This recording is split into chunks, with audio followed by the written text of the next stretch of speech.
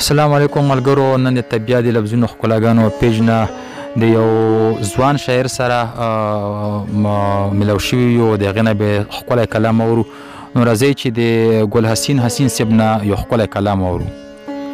ډېره مننه. د لفظونو ښکلاګانې د پاڼې او غزل نه مخکې څو شعرونه دي چې ستا تصویر ته فکر یوړم، ستا تصویر ته فکر یوړم، خپل تقدیر ته فکر یوړم، ستا تصویر ته فکر یوړم، خپل تقدیر ته فکر یوړم، مونږ یې نه لیدو په ځمکه هواګیر ته فکر یوړم. بیا وایه چې مونږ یې نه لیدو په ځمکه. ډېره مننه. مونږ یې نه لیدو په ځمکه هواګیر ته فکر یوړم، څومره ښه تمثیل یې وکړه هسې پیر ته فکر یوړم. ډېره مننه. په غلطه لار دې بیایي ستا ضمیر ته فکر یوړم، په غلطه لار دې بیایي، په غلطه لار دې بیایي ستا ضمیر ته فکر یوړم، اول فکر یوړم خان ته بیا فقیر ته فکر یوړم. ډېر الله ډېر ښکلی. مننه. ناز او فخر په ځان ډېر کړي ګندګیر ته فکر یوړم. بیا وایه شعر. مننه.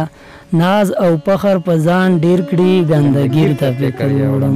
د غزل مطلب چې ارشاد لوړو کمرو ته مې زړه تنګېږي، لوړو کمرو ته مې زړه تنګېږي، پکې ګورګورو ته مې زړه تنګېږي. ډېر ښه.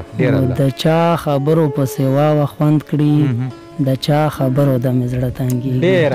ډېر ښه. بیا وایه چې بیا وایه. ډېره مننه. د چا خبرو پسې واوه خوند کړي، د چا خبرو د مې زړه تنګېږي، خدایا په ورځ کې بجې څومره ګټي، خدایا په ورځ کې بجې څومره ګټي، خدایا سوالګرو ته مې زړه تنګېږي. بیا وایه دا شعر. ډېر ښکلی شعر دی. خدایا په ورځ کې بجې څومره ګټي، خدایا سوالګرو ته مې زړه تنګېږي، جاله کړي جوړه یو یو ډکې راوړي، جاله کړي جوړه یو یو ډکې راوړي، هسې کونترو ته مې زړه تنګېږي. ډېر ښکلی. زه خو پښتون یم بې کمیسه جنګ کړم، زه خو پښتون یم بې کمیسه جنګ کړم، لرې کړه زغرو ته مې زړه تنګېږي. بیا وایه شعر. ډېر ښکلی شعر. بیا وایه. زه خو پښتون یم بې کمیسه جنګ کړم، لرې کړه زغرو ته مې زړه تنګېږي. ډېر الله ډېر زبردست. پردی وطن او درې څلور کلونه، پردی وطن او درې څلور کلونه، بس مسافرو ته مې زړه تنګېږي. د مسافرو په بیان دا وایه. پردی وطن او درې څلور کلونه، پردی وطن او درې څلور کلونه، بس مسافرو ته مې زړه تنګېږي. ډېر ښه. خو مکتارو چې زمانه یو ځل ګل حسین خفه وه، زمانه یو ځل ګل حسین خفه وه، اوس مرورو ته مې زړه تنګېږي. ډېره مننه. دام بیا وایه.